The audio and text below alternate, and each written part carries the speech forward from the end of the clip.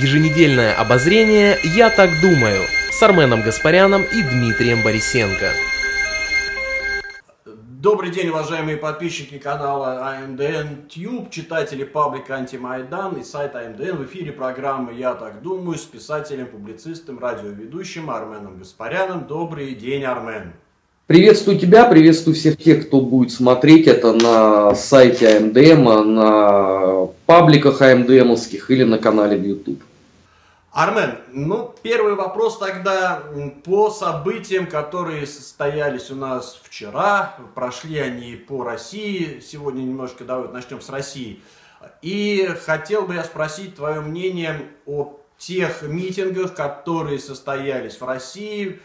Митинги против коррупции, так называемые, которые были анонсированы господином Навальным, им же организованы и проведены. Как ты относишься ко всему этому действию?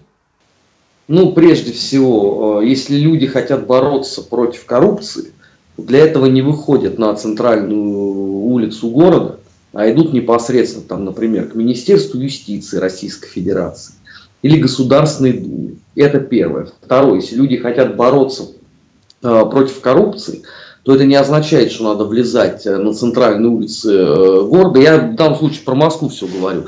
Не обязательно влезать на главные улицы города, на фонарные столбы и оттуда кричать что-то сотрудникам полиции.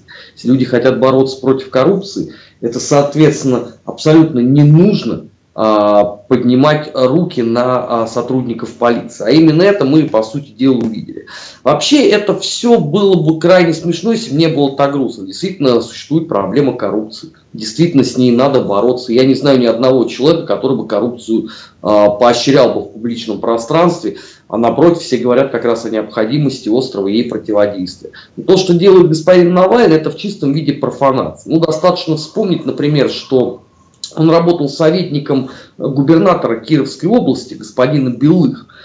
Сам Белых сидит, половина заместителей губернатора сидят. Навальный был обвинен в факте коррупции. Это, в общем, доказано было абсолютно. И дело Киров-Леса и так далее. Но при этом этот человек призывает всех бороться против коррупции. Это, по крайней мере, странно.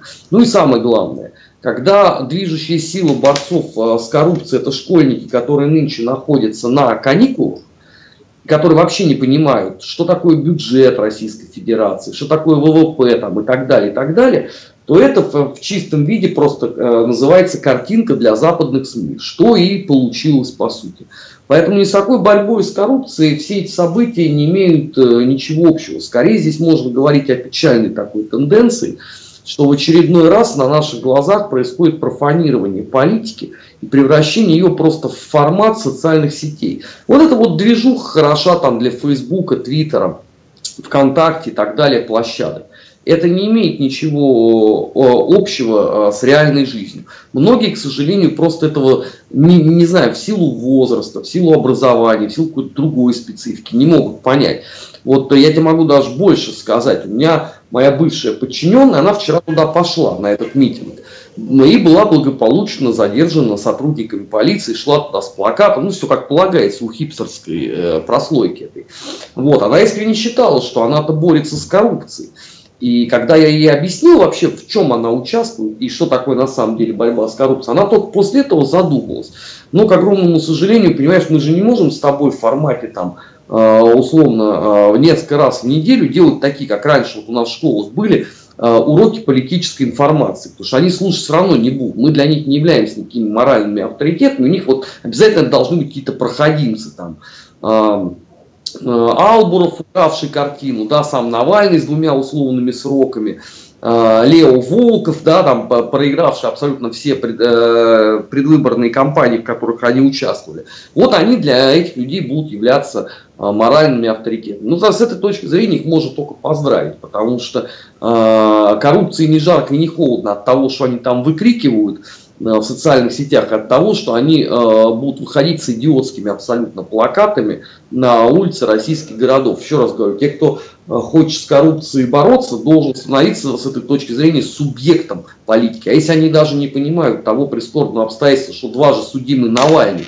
в принципе не может быть кандидатом в президенты России в 2018 году, ну, мне, например, остается только сильно сожалеть, что уровень политической культуры у нас оказывается вот у этих людей между нулем и ничем. И с этой точки зрения они, кстати, абсолютно ничем не отличаются от таких же странных людей на Украине, которые вот, извините, я забегаю вперед, но меня просто эта неделя прошедшая, она поразила, как они массово стали писать, что они на Майдане стояли вовсе не за то, что получилось, они не избирали ни Порошенко, ни Порубия, ни Яценюка, и они не понимают, как это все так вышло. Причем, понимаешь, если вот был бы один бы такой пост в Фейсбуке, ну, можно было бы, конечно, сказать, ну, хоть там один прозрел более-менее. А когда это становится массовым явлением, то ты понимаешь, что, ребят, вы, оказывается, за 3 года не только не повзрослели, но даже не научились из 2 точек рисовать прямую, потому что всем очевидна взаимосвязь между появлением господина Порошенко в кресле президента и событиями на Майдане.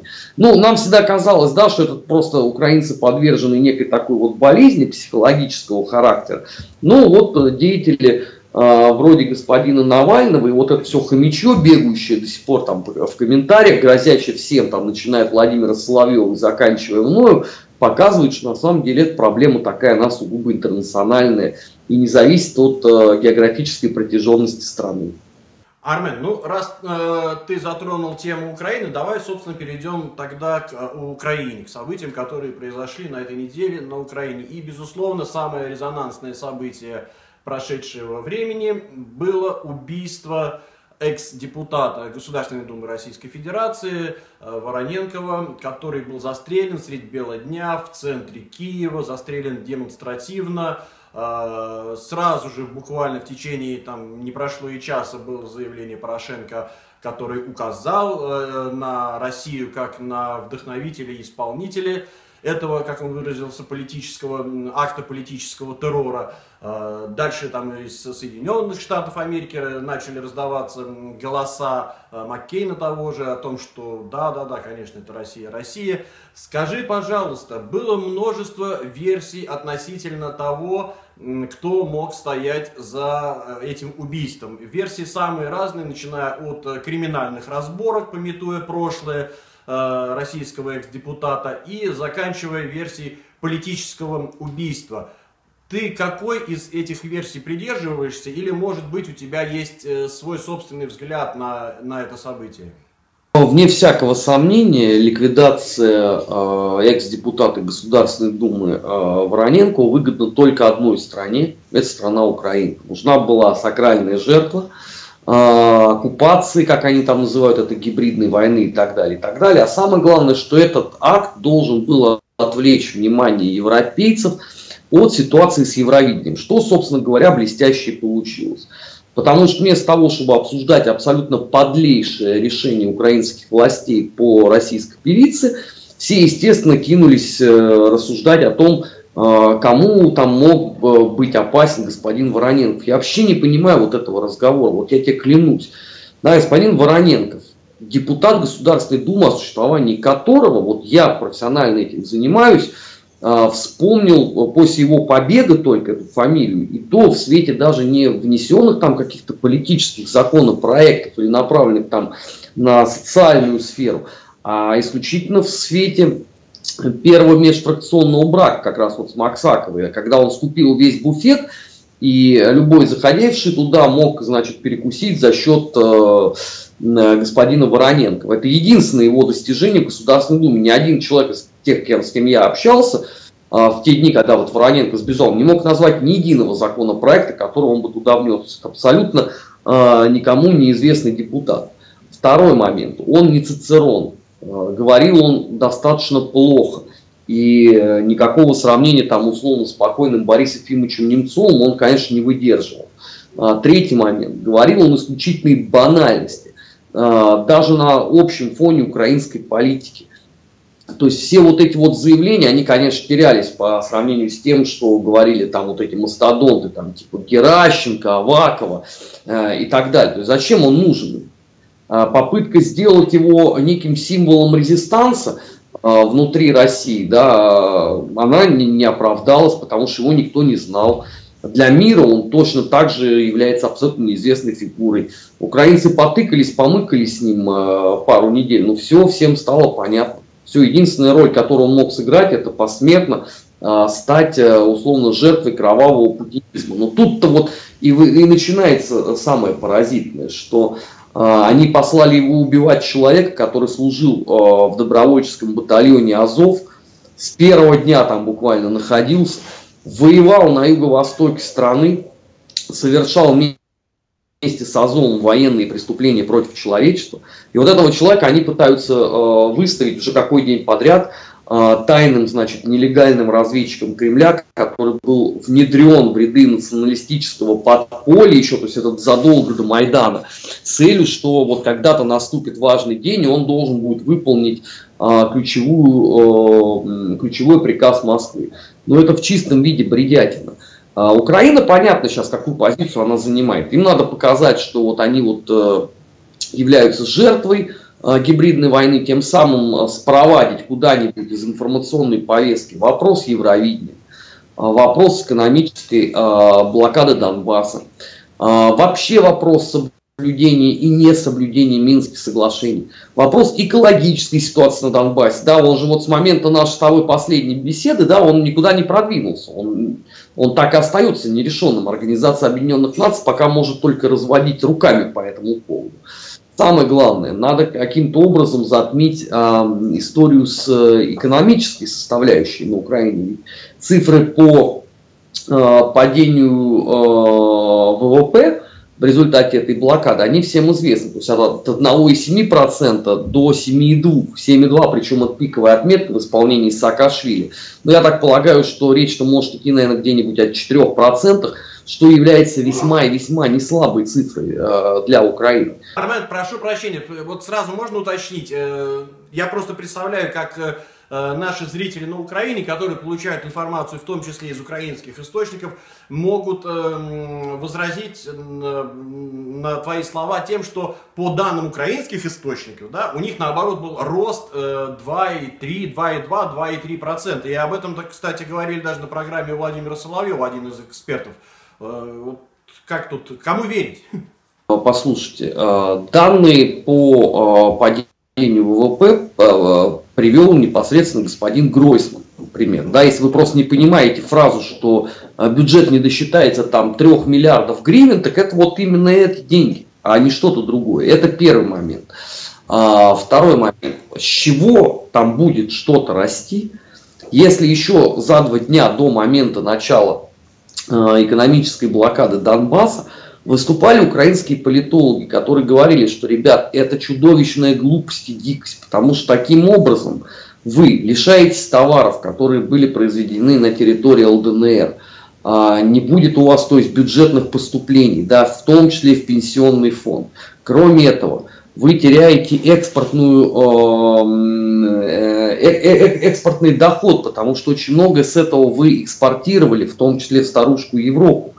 Они за 2 дня до этого предупреждали, какой рост, с чего вдруг в стране, которая ведет гражданскую войну, да, мы не будем забывать, что же происходит на Юго-Востоке, в чистом виде гражданская война, развязанная вполне себе Украиной, где нету, не зафиксировано ни одного нового предприятия, ни одного нового завода, ни одной новой фабрики, у вас вдруг будет зафиксирован экономический рост. Вы, наверное, путаете экономический рост с включенным станком печатным, который, я так подозреваю, там он уже накалился до безобразия, потому что поддерживать курс гривны на таком уровне, это необходимо затрачивать серьезные государственные усилия. И, кстати говоря, вас не должно потом смущать, когда гривна рухнет, потому что все, что делается на протяжении 3 лет, это последовательное девальвирование национальной валюты. Но вообще это первый курс института самого обычного, да, где объясняют азы. Для меня, конечно, странно, что многие люди на Украине, получившие высшее образование, в том числе в очень серьезных вузах, не знают или не хотят отдавать себе просто отчета в том, что на самом деле там происходит. Ну и самое главное, да, на Украине существует, и дай бог ему здоровья, очень серьезный политолог Михаил Борисович Погребинский. Ну, я настоятельно советую тем украинцам, которые там сомневаются в чем-то, просто читать статьи Михаила Борисовича. поверьте мне, вы очень быстро начнете избавляться от всех многочисленных иллюзий по поводу того, что там происходит. Потому что ситуация действительно, мягко говоря, не самая позитивная. И самое главное, что в дальнейшем она будет только ухудшаться. Потому что не делается ровным счетом ничего. Потому что вместо того, чтобы заниматься экономикой, идут размышления о том, как надо противодействовать гибридной войне. Вот сегодня пришла новость о том, что они собираются Достоевского и Толстого исключить из школьной программы. Ну, наверное, это позволит условно получить дополнительное число тонн хлеба в этом году при урожае, каким-то образом вернуться в тройку крупнейших экспортеров зерна на мировом рынке. Может быть, действительно так и надо поступать, но для меня это все несколько, мягко говоря, дико. Армен, еще тогда у меня вопрос уже касаемый Луганской и Донецкой народных республик. Месяц назад, примерно, в 20-х числах февраля, руководители Луганской и Донецкой народных республик Плотницкий и Захарченко анонсировали гуманитарную программу по воссоединению народа Донбасса. То есть речь шла о том, что те люди, которые проживают в Донецкой и Луганских областях и находятся в данный момент под управлением киевской власти нынешней, будут иметь возможности, определенные преференции при получении образования в ЛДНР, при трудоустройстве последующем после получения образования, при получении выплат, в частности, для ветеранов Великой Отечественной войны и так далее, и так далее. Медицина, культурные связи, религиозные какие-то связи. То есть они обозначили вектор политический, который будет говорить о том, что рано или поздно народ Донбасса, он все-таки объединится и будет единым, в том числе, наверное, подразумевая и территориальную некую общность, то есть полное восстановление контроля над территориями Донецкой и Луганской области, которые были установлены при Украине еще. Скажи, пожалуйста, как ты думаешь, насколько перспективна может быть эта гуманитарная программа, и не является ли это заявлением руководителей Луганска и Донецка о том, что в перспективе будет все-таки решен территориальный вопрос, и те территории, которые сейчас находятся под управлением Украины, отойдут и войдут в состав Донецкой и Луганской народных республик? Ну, прежде всего, у меня, конечно, нет никаких сомнений в том, что все земли рано или поздно вернутся и будут объединены в одно целое, которым они, собственно говоря, являлись на протяжении многих лет. Это для меня абсолютно очевидно. Сама программа несет в себе, на мой взгляд, три вещи. Первая вещь политическая. Она продолжает условно закрепление ЛДНР как субъекта в политике, что чрезвычайно важно, особенно в свете все еще существующего нормандского формата, пока никакой альтернативы ему нет. Я напоминаю, что вся вот эта политическая импотенция Порошенко все больше и больше заставляет Европу пристально посмотреть на условно остальных участников этого формата. И в первую очередь, конечно, речь идет об ЛДНР. То, что они выстраивают свою государственность подобным образом, это можно только приветствовать. Второй момент – это имиджевый, конечно.